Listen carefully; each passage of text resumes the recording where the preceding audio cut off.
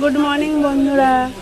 আজকে আমার বর বললো বেলায় ডিউটি আছে, তাহলে আমি কিছু খাবার খেয়ে যাব।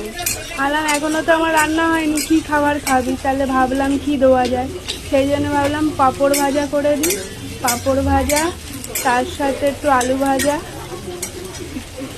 পাঁপড় ভাজা করলাম, আলু ভাজা, এই যে আলু কেটেছি, আলু ভাজা, আর কালকের ডিমের কারি ছিল কালকেকার, ওইটা, আর এক পিস ইলিশ মাছ ভাজা দিয়েছে।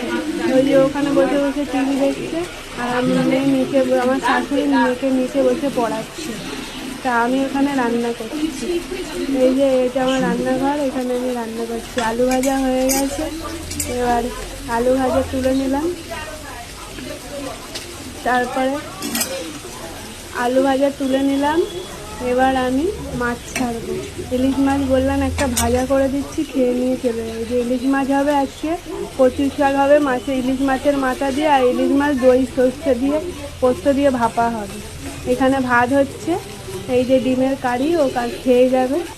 ওটা ফ্রিজ থেকে বার করলাম, এই যে মাছ ছেড়ে দিয়েছি, মাছ ভাজা হবে। এবার ওই যে ওর খাবার রেডি করে দিয়েছি, এই যে ও খাচ্ছে, খেয়ে দিয়ে বেরিয়ে যাবে। আমার দিকে দেখা, এই যে খাওয়া হয়ে গেছে, এবার ও খেয়ে নিলে কাজে চলে যাবে।